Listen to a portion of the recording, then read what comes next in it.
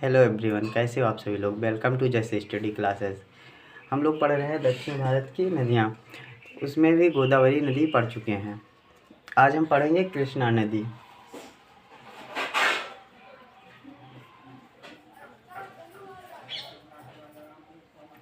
जो कृष्णा नदी है, इसकी उत्पत्ति महाबलेश्वर चोटी, महाराष्ट्र। इसके महाबलेश्वर चोटी को मैंने बताया भी था तब भी कि यहाँ से कृष्णा नदी निकलती है।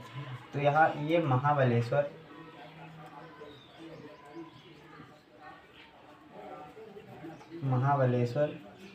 ये कहाँ है? महाराष्ट्र।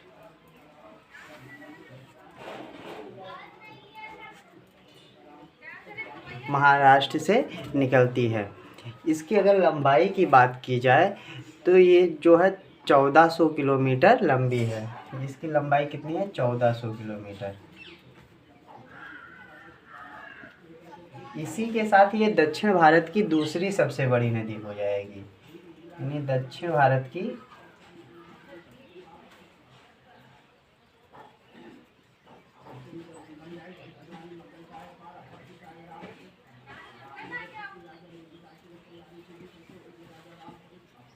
दूसरी सबसे बड़ी नदी।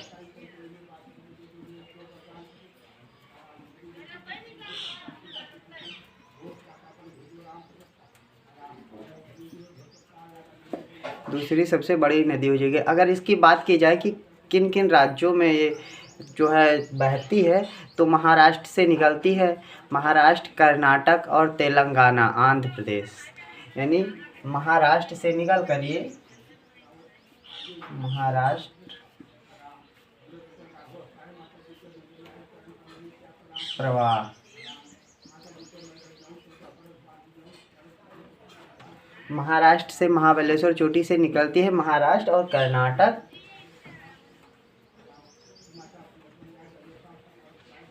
और उसके बाद कर्नाटक के बाद तेलंगाना।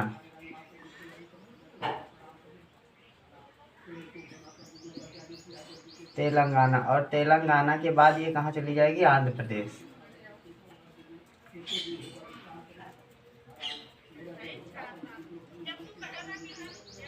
आंध्र प्रदेश में जाके ये डेल्टा का निर्माण कर देगी, क्योंकि हम जो पढ़ रहे हैं सभी ये हैं बंगाल की खाड़ी में गिरने वाली नदियाँ पढ़ रहे हैं। तो ये जितनी भी नदियाँ बंगाल की खाड़ी में गिरती हैं, ये डेल्टा का निर्माण कर देती हैं। यानी ये आंध्र प्रदेश में क्या करेगी? डेल्टा बना देगी।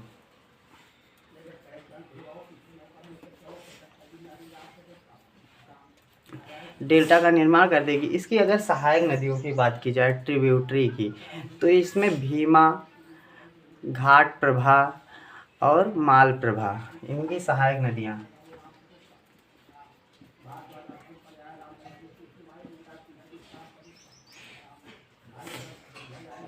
तो भीमा, घाट प्रभा, ये बहुत बार घाट प्रभा पूछी जाती है। घाट प्रभा, भीमा, घाट प्रभा और माल प्रभा। इसके और अलावा तुंगभद्रा, पंचगंगा, माल प्रभा,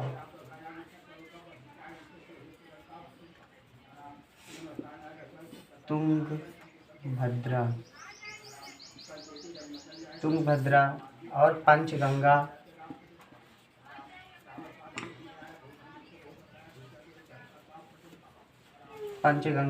दूध गंगा और मूसी। दूध गंगा और एक मूसी, ये इसकी सहायक नदियाँ हो गई। ये हो गई कृष्णा नदी। एक बार फिर से रिवीजन कर लेते हैं। कृष्णा नदी की उत्पत्ति महाबलेश्वर, महाराष्ट्र से। इसकी लंबाई जो है 1400 किलोमीटर। ये दक्षिण भारत की दूसरी सबसे बड़ी नदी हो जाएगी और प्रवाह है जो महाराष्ट्र, कर्नाटक, तेलंगाना, आंध्र प्रदेश में जाके ये गिरेगी और वहाँ पर ये डेल्टा का निर्माण कर देगी। सहायक नदियों की बात की जाए तो भीमा हो जाएगा, घाट प्रभा हो जाएगा, माल प्रभा, तुंगभद्रा, पंचगंगा और दूध गंगा, मूसी और एक नदी और हो जाती है जिसको कोयना। ये हो गई। आप लोग इसको नोट करते रहना। कृष्णा नदी के बाद हम जिस अगली नदी का बात करें तो पेन्नार नदी होती है। पेन्नार नदी जो है वो कृष्णा और कावेरी नदी के मध्य में बहती है। हम लिख रहे हैं पेन्नार नदी।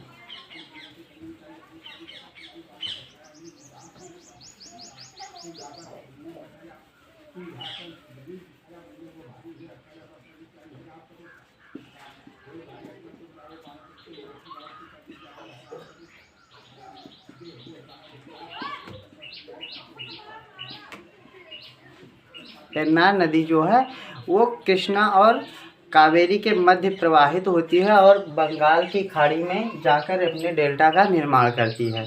जो ये है नंदी दुर्ग पहाड़ी कर्नाटक में, वहाँ से निकलती है। यानी ये कहाँ से निकलती है? नंदी दुर्ग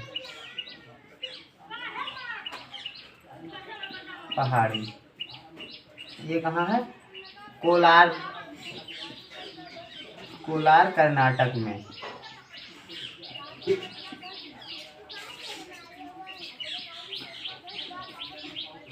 कोलार कर्नाटक में। और ये कहाँ पर गिरती है? जाके बंगाल की खाड़ी में गिरती है। कृष्णा, ये तो हम लिखेंगे,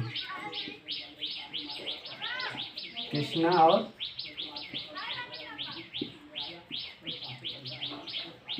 कावेरी के मध्य प्रवाहित होती है। ये बंगाल की खाड़ी में अपना जो है डेल्टा का निर्माण करती है। इसकी अगर सहायक नदियों की बात की जाए तो चित्रावती और कुंद सहायक नदी।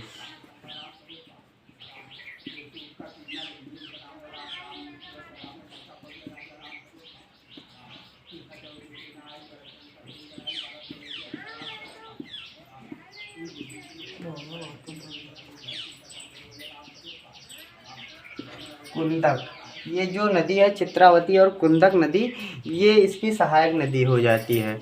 इसके बाद अगली नदी की हम बात करें तो कावेरी नदी आती है।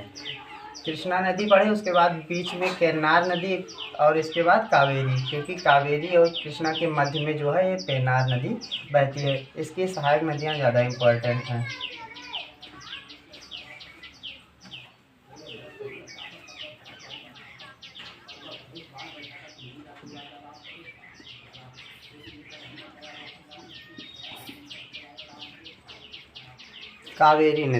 कावेरी नदी की अगर हम बात करें तो कावेरी नदी जो है इसकी लंबाई 800 किलोमीटर है।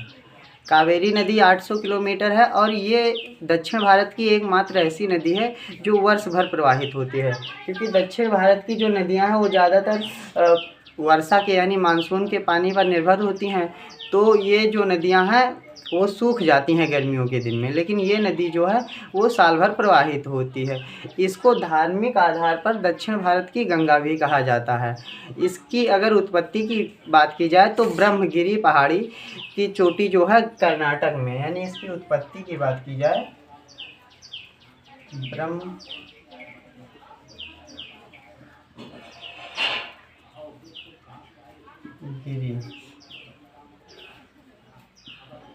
कर्नाटक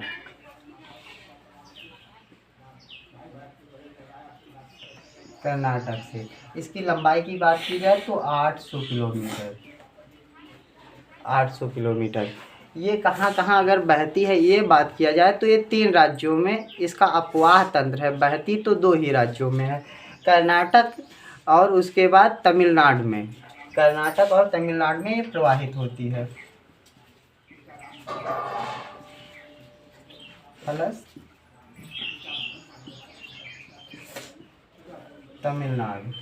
अगर बात किया जाए इसके अपवाह तंत्र की तो ये 3 राज्यों में अपवाह तंत्र बनाती है। साथ में अपवाह तंत्र जो है, अपवाह होता है सहायक नदी और मेन नदी जिस क्षेत्र में बहती है, तो ये कर्नाटक और इसमें तमिलनाडु और केरल भी आ जाएगा।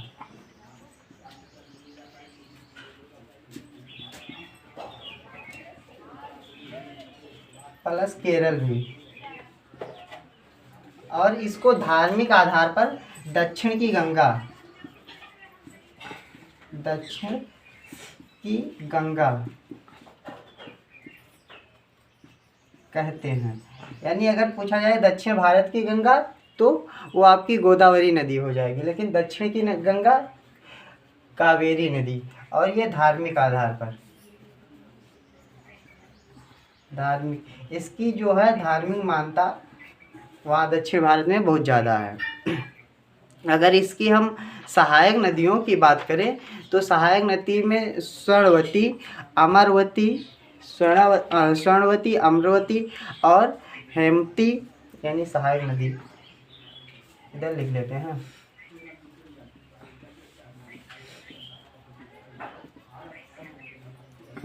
पहला हो गया स्वर्णवती,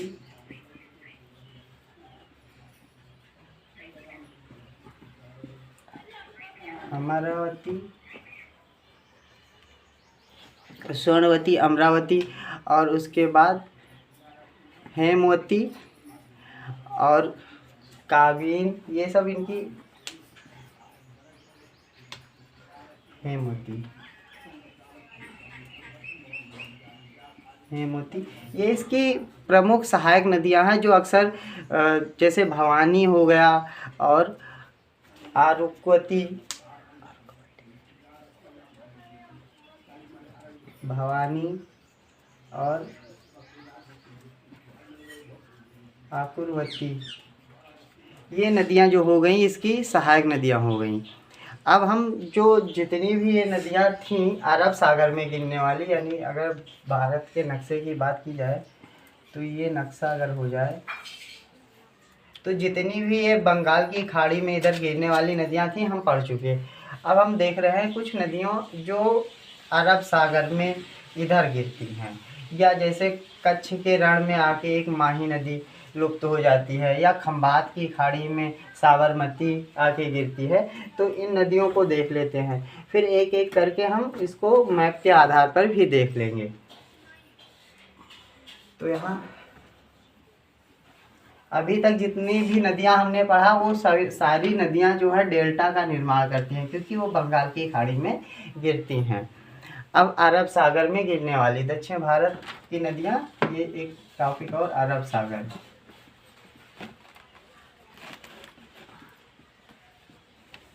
सागर में प्रवाहित होने वाली नदी, जैसे इसको ये जो है पश्चिम की तरफ होने के कारण इसको पश्चिम की तरफ प्रवाहित होने वाली नदियां भी कहा जाता है। जैसे लूनी नदी है, लूनी, जो लूनी नदी है ये नाग पहाड़ी, जो अरावली का ही भाग है, उसी में नाग पहाड़ी राजस्थान से निकलती है। लूनी नदी की बात किया जाए,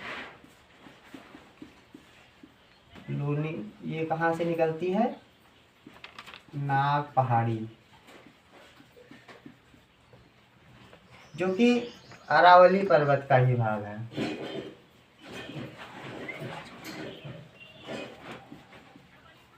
अरावली पर्वत से, जो कि कहाँ राजस्थान में स्थित है। राजस्थान अजमेर, अजमेर दरगाह शरीफ आपने सुना होगा, वहीं पर। तो ये अजमेर में स्थित है। कहाँ पर इसमें स्थित है? अजमेर, राजस्थान।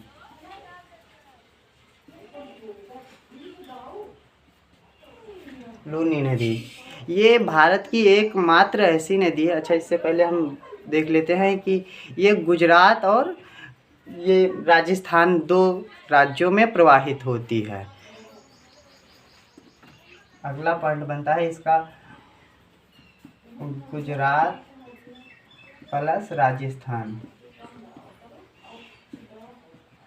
और ये राजस्थान का जो मरुस्थल इलाका है, यानी जो अपना थार मरुस्थल है, उसमें प्रवाहित होने वाली एकमात्र नदी भारत के मरुस्थल में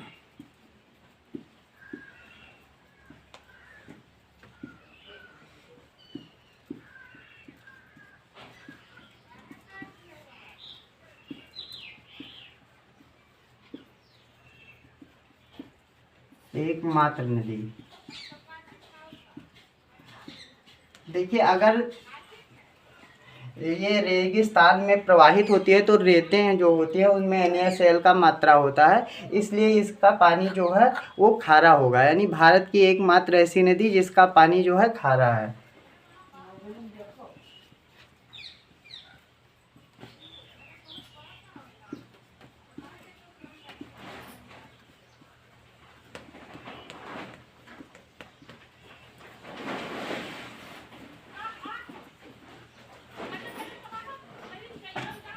खारा है क्योंकि इसका पानी खारा इसलिए है क्योंकि ये रेगिस्तान से प्रवाहित होती है।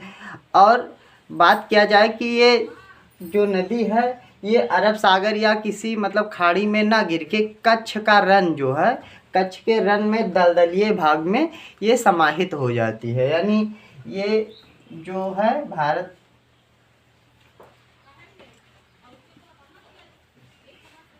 कच्छ के रन में समाहित यानी खत्म होने या समाप्त लिख दीजिए, समाप्त हो जाती है। ये भी पूछा जाता है कई बार कि एग्ज़ाम में कि कच्छ के रण में ख़त्म होने वाली या कच्छ के रण में विलुप्त होने वाली नदी की बात, नदी का नाम बताइए, तो वो लूनी नदी होती है। जैसे इसकी सहायक नदियों की बात की जाए तो सूखड़ी जो होगी और लीलड़ी, इसकी सहायक नदियाँ इधर लिख लेते हैं। सहायक नदी तो इसकी सूखड़ी और लीलड़ी ये इसकी सहायक नदियाँ हो जाएंगी। और एक नदी और है जवाई नदी, ये इसकी सहायक नदियाँ हो जाएंगी। ये जो सूखड़ी है और लीलड़ी जवाई ये नदियाँ कई बार एग्जामों में पूछी गई हैं, जैसे जो लोकल पेपर होते हैं उनमें ज़्यादा पूछी जाती हैं और SSC तो बहुत ज़्यादा पूछती है ट्रिब्यूटरी यानी सहायक नदियाँ। फिर अगली नदी जो होती है वो साबरमती नदी होती है। ये जो है कहीं ना गिर के केवल कच्छ के रन में होगी, समाप्त हो जाएगी, बनाए मतलब ना एस्चुरी का निर्माण करेगी और ना ही डेल्टा का। लेकिन अब जितनी नदियां हम पढ़ेंगे क्योंकि ये सारी नदियां अरब सागर में गिरेगी या प्रवाहित होंगी तो ये एस्चुरी का निर्माण करेंगी। तो जो साबरमती नदी है इसका उद्गम जो है अरावली पर्वत राजस्थान से होता है। राजस्थान वो भी उदयपुर।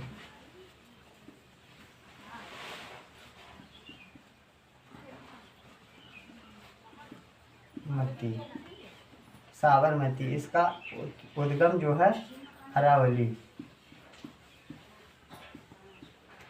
ये कहाँ है?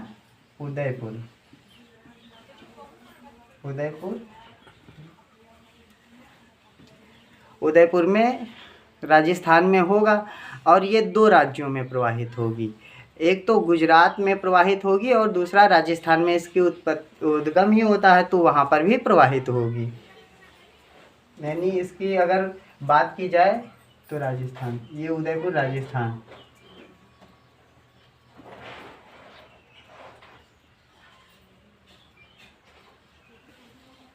प्रवाह की बात की जाए तो ये गुजरात प्लस राजस्थान में बात किया जाए कि इसके तट पर स्थित प्रमुख शहर, तो जैसे आपने सुना होगा अहमदाबाद और गांधीनगर जो है गुजरात के, ये 2 शहर बहुत महत्वपूर्ण हैं। अहमदाबाद और गांधीनगर ये कहाँ के हैं? गुजरात